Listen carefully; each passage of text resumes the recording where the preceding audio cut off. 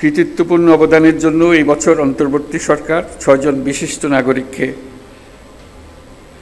মরণোত্তর স্বাধীনতা পুরস্কারে ভূষিত করেছে। তারা সবাই বাংলার সূর্য সন্তান।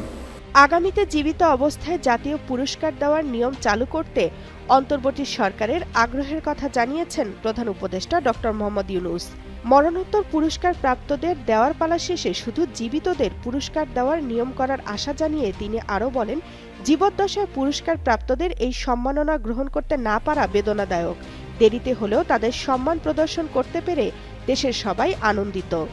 দেশ জুড়ে তোলপাড় ওয়ালটন ফ্রিজ কিনে আপনিও হয়ে যেতে পারেন মিলেনিয়ার। ২৫ মার্চ রাজধানীর ওসমানী স্মৃতি মিলনায়তনে জাতীয় পর্যায়ে গৌরবোজ্জ্বল ও কৃতিত্বপূর্ণ অবদানের স্বীকৃতি হিসেবে ৭ জন বিশিষ্ট ব্যক্তি ও তাদের পরিবারের কাছে স্বাধীনতা পুরস্কার তুলে দেওয়ার অনুষ্ঠানে তিনি এসব কথা বলেন। মরণোত্তর পুরস্কার দেওয়ার চাইতে জীবদ্দশায় পুরস্কারটা পেলে যে আনন্দ দেশের জন্য এবং পরিবারের জন্য, ব্যক্তির জন্য,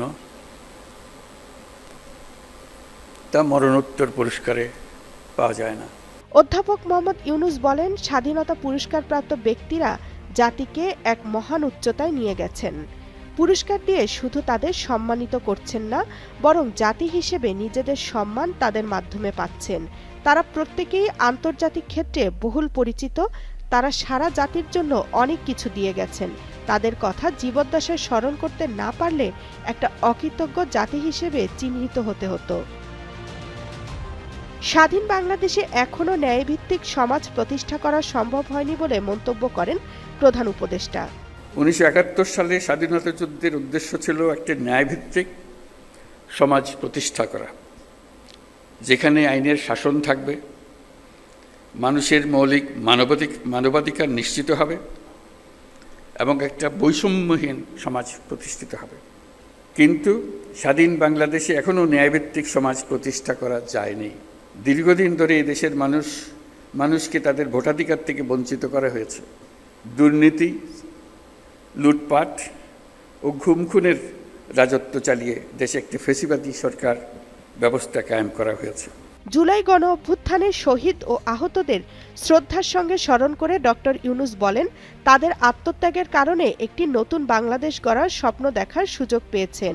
এ সুযোগ কোনো ক্রমেই বৃথা যেতে দেবেন না। এবছর স্বাধীনতা পুরস্কার পেয়েছেন যারা, তারা হলেন বিজ্ঞান ও প্রযুক্তিতে অধ্যাপক জামাল নজরুল ইসলাম মরণোত্তর, সাহিত্যে মীর আব্দুস শুকুর আল মাহমুদ মরণোত্তর, সংস্কৃতিতে নবের আহমেদ মরণোত্তর, সমাজসেবায় স্যার ফজলে হাসান আবেদ মরণোত্তর, মুক্তিযুদ্ধ ও সংস্কৃতিতে মোহাম্মদ মাহবুবুল হক খান ওরফে আজম খান মরণোত্তর, শিক্ষা ও গবেষণায় বদরুদ্দিন মোহাম্মদ ওমর এবং প্রতিবাদী তারুণ্যে আবরার ফাহাদ মরণোত্তর। ১১ মার্চ রাষ্ট্রীয় সর্বোচ্চ পুরস্কারের জন্য মনোনীত তালিকার প্রজ্ঞাপন জারি করে মন্ত্রিপরিষদ বিভাগ। ২৬ মার্চ স্বাধীনতা দিবস উপলক্ষে সরকার ১৯৭৭ সাল থেকে প্রতি বছর এ পুরস্কার দিয়ে আসছে। এটি দেশের সর্বোচ্চ রাষ্ট্রীয় পুরস্কার। তামান্না তাহসিন খান, কালের কণ্ঠ।